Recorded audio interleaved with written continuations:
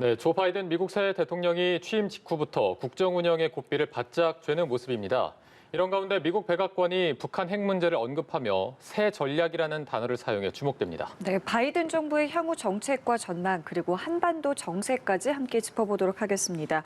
오늘 임은정 국립공주대 국제학부 부교수, 정대진 아주통일연구소 연구교수 나오셨습니다. 어서 오세요. 안녕하십니까? 안녕하십니까?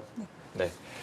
저희가 앞서 전해드린 대로 미국 백악관에서 북한을 이제 처음으로 언급했습니다. 언급하면서 북한 핵 문제와 관련해서 새로운 전략을 내놓겠다 이렇게 밝혔는데 처음 나온 단어잖아요. 좀 어떤 의미로 봐야 될까요? 예, 아직까지는 좀 원론적인 수준인 것 같습니다. 뭐 새로운 행정부니까 당연히 새 전략이라고 하는 이야기를 해야 되는 것이고 중요한 포인트가 이제 질문에 대한 답이라는 거예요. 먼저 뭐 브리핑을 선제적으로 하거나 얘기한 것이 아니라 질문에 대한 답으로 뭐 하여튼 압박과 외교적 옵션들 다 검토를 하고 있다. 새로운 전략을 할 거다라고 하는 포괄적이고 원론적인 얘기라고 하는 게 아직까지는 이제 구체적인 이제 대북 정책을 내놓을 단계는 아닌 것 같은데 그럼에도 불구하고 지금 대변인이 그 메모를 읽을 때는 정리된 원고를 읽었습니다. 그냥 네. 대변인이 자기 생각을 얘기한 게 아니라 그렇기 때문에 기본 전략을 가지고 새 전략이라고 하는 것 속에 근데 이제 외교적 방향으로 가겠다. 그러니까 압박을 포함해서 대화까지 하겠다라고 하는 건데 모든 옵션을 놓고 지금 검토할 테니 북한도 이 신호를 믿고 좀 같이 해달라고 하는 이야기 이제 이런 걸 다 포괄하는 이야기로 한 것으로 좀 이야기가 됩니다. 네. 네, 오바마 정부의 전략적 인내가 연장선에 있는 거 아니겠느냐라는 추측도 있었는데요. 그렇다면은 이 새 전략이라는 언급 속에서 여기에 대해서 선을 좀 그었다라고 볼 수도 있겠습니까? 그래서 그 전략적 인내를 오바마 정부가 추진했었던 시절하고 지금은 너무나 상황이 달라서 아마 누구 어떤 행정부가 들어섰다 설사 트럼프가 재선이 됐었다고 하더라도 여전히 뭐 같은 그런 방식으로는 도저히 접근할 수 없는 것이기 때문에 예. 그것은 뭐 선을 긋고 아니고를 떠나서 말씀하신 대로 우리 정 교수님 말씀하신 대로 전혀 새로운 접근을 할 수밖에 없는 그런 지금 그런 상황들을 반영한 말씀이라고 봅니다. 네. 예. 그렇다면 앞으로 어떤 방식들이 나올 수 있을지에 대해서도 예상을 좀 해보고 싶은데요. 과거에 뭐 육자회담 같은 다자 협상 방식도 가능한 건지도 궁금합니다. 뭐 옵션에 올려놓고 검토를 할 수 있겠지만 육자회담까지 가려면 조금 길이 좀 먼 것 같아요. 그러니까 북미 양자 대화에서 특히 뭐 트럼프 때 아무런 구체적인 성과가 없긴 했지만 싱가포르 합의에서 이제 4대 기둥이라고 하는 합의 사항들이 있지 않습니까? 북미 관계 개선 그리고 한반도 평화 체제 구축, 북한 비핵화, 뭐 나머지 미군 유해 송환 같은 건 기술적인 문제를 하더라도 앞부분에 있는 새머리 북미 관계 개선과 한반도 평화 체제 비핵화라고 하는 문제는 풀어나가겠다라고 합의는 정상 간의 합의는 했습니다. 뭐 트럼프 대통령이 했던 간에 어쨌든 북한 입장에서는 미국하고 정상하고 해놓은 합의이고 특히 지금 살아있는 권력인 김정은 위원장이 약속을 했던 그 합의를 이끌어냈던 것이기 때문에 이걸 이루기 위해서 북한 측에서는 굉장히 노력을 많이 할 겁니다. 그런데 그 틈에 다른 주변국들이 지금 들어갈 틈이 과연 있는 것인가 그리고 다른 주변국들이 또 가서 또 무슨 뭐 이익이 있을 것인가. 다른 나라들도 와서 또 이익이 있어야 회담이 열릴 거 아니겠습니까? 네. 지금 단계에서는 좀 불투명한 것이죠. 북미 간의 이제 비핵화에 대한 로드맵과 결과 목표에 대해서 지금 확실치 않은 상황에서 그 육자회담이라고 하는 그게 사실 2003년도 북한이 핵능력을 갖추기 이전에 그 전에 주변국들이 협력해가지고 북한의 핵능력 억제를 좀 해보자라고 하는 차원에서 한 20여 년 전에 처음에 시작됐던 질서입니다. 그거를 지금 돌아가기에는 북한의 핵능력이나 여러 상황들이 너무 많이 바뀌었기 때문에 예. 북미가 먼저 좀 이야기를 풀어나가고 로드맵을 정하는 것이 우선순위일 것 같습니다. 네. 예. 자, 앞서 말씀해 주실 때 이 미국 백악관에서 처음 언급한 새 전략이라는 게 원론적인 얘기지만 모든 가능성을 열어놓고 북한의 대답을 좀 기다린다 이렇게 해석도 해주셨는데 북한은 아직 조금 침묵하는 모습을 보이고 있습니다. 이 새 전략이라는 표현에 대해서 북한이 어떤 따로 반응을 할지 아니면 앞으로 좀 어떤 식으로 움직임을 보일지 어떻게 예측해 볼 수 있을까요? 시간이 걸릴 수밖에 없는 문제인 것 같습니다. 말씀해 주신 대로 그 육자회담을 진행하는 것은 그때와 지금 상황이 다른 것도 있습니다만은 지금 미국 입장에서 봤었을 때 가장 중요한 것은 이 대중국 견제를 어떠한 방향성을 가지고 갈 것인지 특히 기존의 그냥 어떤 전통적인 안보 수준에서의 견제에 그치는 것이 아니라 지금 이제 군사 부분도 너무나 많은 현대화 그리고 이제 뭐 소위 말하는 4차 산업혁명이라든지 AI 이런 것까지 맞물리게 되면서 5G에 있어서의 경쟁이라든지요. 아주 다각도로 지금 미국과 중국 간의 경쟁 구도가 가속화하고 있기 때문에 이러한 상황 속에서 얼마나 중국하고 뭐 물론 원론적으로 지금 미국도 계속 북한 문제에 놓고서는 같이 협의하고 싶다, 협력하고 싶다 이런 얘기를 하고 있지만은 이 큰 틀에서의 문제와 맞물려서 이게 얼마나 잘 이게 어우러질 수가 있을지가 이제 고민이 되고요. 그런 부분들을 북한도 일정 부분 분명히 인지하고 있을 것이라고 봅니다. 그래서 그리고 작년에 이런 코로나 상황이 길어지고 심지어 또 북한은 삼중고라고 하지 않았습니까? 이제 작년에 여러 태풍이나 수해도 있었고 해서요. 예, 그러다 보니까 아무래도 여러 가지로 조심하면서 조금 관찰하고 있는 시기로 보여집니다. 네. 그럼 지금 상황에서 우리의 역할 설정은 좀 어떻게 해야 된다고 보시는지요? 지금 저희로서도 대단히 좀 조심스럽지 않을 수가 없습니다. 말씀드렸다시피 이게 우리 정 교수님 지금 말씀하신 것도 있었습니다만 저는 북미도 분명히 중요하지만 우리 한국이야말로 당사자이기 때문에 예.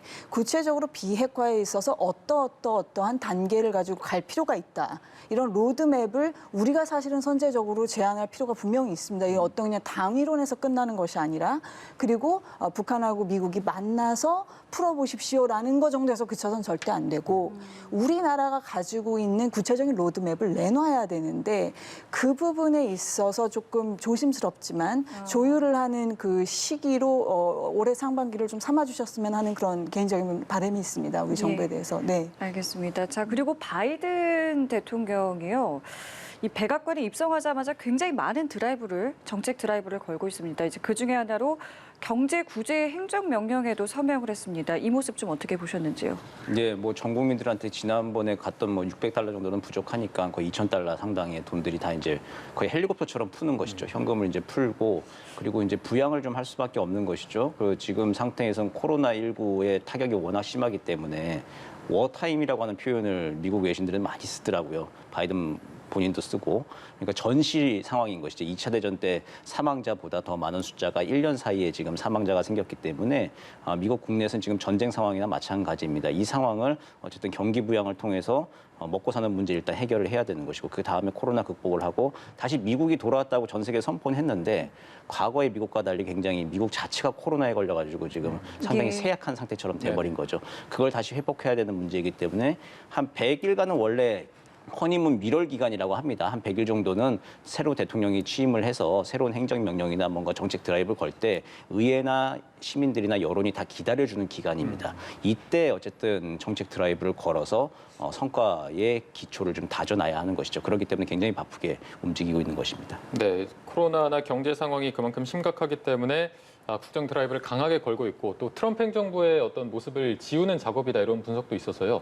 이렇게 초반부터 강하게 밀고 나가는 거 어떻게 분석하고 계십니까? 네, 말씀해 주신 대로 뭐 코로나 상황이 지금 41만 명이 넘어가는 그런 상황이기 때문에 뭐 이걸 수습하지 않을 수가 없고 그리고 이제 이 미국의 일반적인 그 국민분들이라고 하는 이렇게 뭐랄까 중산층에 해당하시는 분들이 굉장히 사실 부채 비율이 높습니다. 예, 가계 부채 비율이 높고 그것은 그럴 수밖에 없는 것이 이제 일단 집도 그렇겠지만은 등록금 문제 같은 것들 우리 입장에서 상상할 수 없는 금액을 보통 지불을 하고 예. 전문직에 가려면 그렇게 되는 과정이 있기 때문에 수억의 빚을 가지고 생활을 하시는 분들이 뭐 너무나 많이 있습니다. 그러니까 그러다 보니까는 지금 이런 확실한 어떤 경기 부양이 없으면은 안 그래도 지금 빚에 허덕이고 있는데 지금 이러한 실직 상황 거기 플러스 우리와는 다르게 혹시라도 코로나가 걸리면은 그 치료비까지 본인이 어쩔 때는 수천만 원이 넘어가는 비용을 그렇게 지금 부담을 해야 되는 상황이기 때문에 이런 것들을 지금 트럼프 대통령이 너무 이렇게 어떻게 보면 방관하고 있었던 걸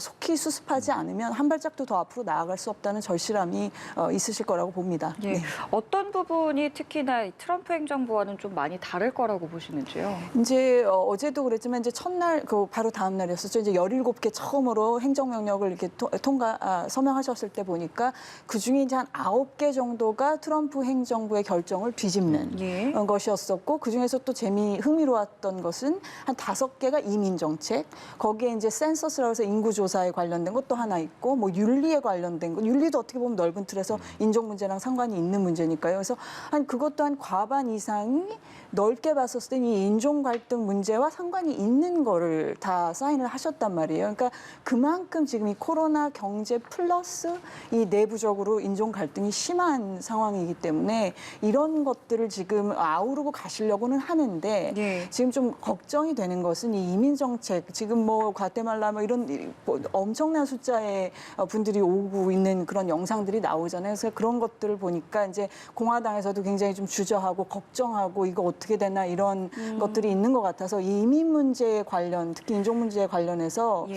참 조금 의회랑 어떻게 앞으로 조율을 할 수가 있을지가 참 걱정이 됩니다. 네. 예, 지금 말씀하신 것처럼 전 정부를 지우고 지금 내부 문제도 해결을 해야 되고요. 경제 문제, 코로나 문제 다 해결을 해야 되는데 어떤 부분에 좀 가장 방점을 좀 줄 거라고 보시는지요? 바이든 대통령 본인이 계속 입버릇처럼 얘기하지만 통합이라고 하는 건 이제 그게 가장 큰 화두입니다. 그냥 요즘 소위 말로 했을 때 취임사에서도 얘기했습니다. 영혼을 이제 부여해서 이제 통합을 하겠다. 예. 우리식으로 표현하면 이제 소위 뭐 영끌해서라도 이제 통합을 이루겠다라고 하는 그렇죠. 건데 그 정도로 지금 시급한 화두로 본 거죠. 4년 동안 트럼프 대통령이 거의 이제 찢고 갈라놨던 이제 미국이라고 하는 것을 바이든식으로 다시 이제 통합을 하고 접착을 해내겠다라고 하는 건데 거기에 중요한 수단으로 이제 경기 부양책이라고 하는 거죠. 사실 트럼프 시대 때 트럼프를 지지했던 이제 백인 중산층 이상의 남성들 기득권 세력들 외에 그 소수 계층들 중에서도 좀 무조건식으로 좀 트럼프를 지지했던 계층이 있었습니다. 지난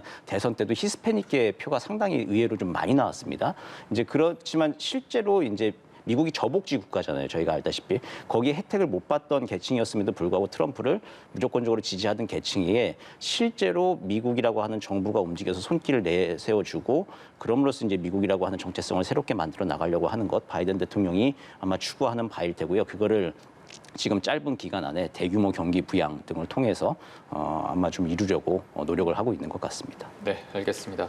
자, 이어서 새 내각에 대한 면면도 좀 살펴보도록 하겠습니다. 초대 국방장관으로 지명된 로이드 오스틴에 대한 인준안이 가결이 됐습니다. 미국 역사상에서 첫 흑인 장관이 될 텐데 어떤 인물인지 한번 짚어주시죠.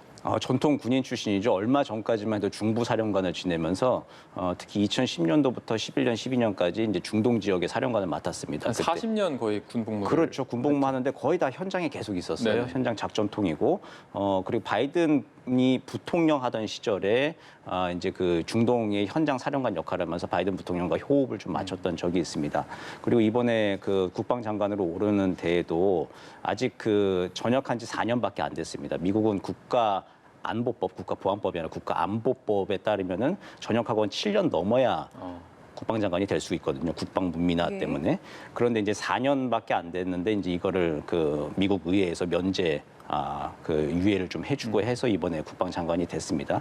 그 정도로 바이든 부통령하고도 호흡이 맞고 그리고 이제 통합의 상징으로 유색인종이잖아요. 여성 부통령, 유색인종 이렇게 해가지고 그 중요한 자리 국방장관의 첫 인준이 되기도 하고 그렇기 때문에 이제 통합의 상징으로 역할을 좀 할 것으로 보이고 전시 상황이에요. 미국이 또 그 전시 상황을 실제 현대전을 지휘했던 사람이 국방장관이 직접 이제 뭐 군 작전권을 예. 행사하는 건 아니지만 현대전을 이해하고 있는 사람이 미 국내 상황 그리고 또 국외 상황까지 다 챙길 수 있는 물론 국토안보부가 있습니다만은 아마 이제 국방안보 분야 이 코로나 대응이라고 하는 걸 인간안보 측면에 포괄적으로 봤을 때 아마 좀 적합한 전시 작전통 인물로 그렇게 낙점이 된 것 같습니다. 또 하나 우리가 또 주목을 해봐야 되는 게 이 오스틴 지명자 같은 경우에는 청문회에서 한국과의 방위비 분담 협상을 조기에 타결하겠다라는 의지를 보였거든요. 특히 이 부분 좀 주목됩니다. 네, 그렇습니다. 지금 방위비 협상이 계속 지지부진하게 예. 작년에 이제 마무리가 됐었어야 되는 게 맞는데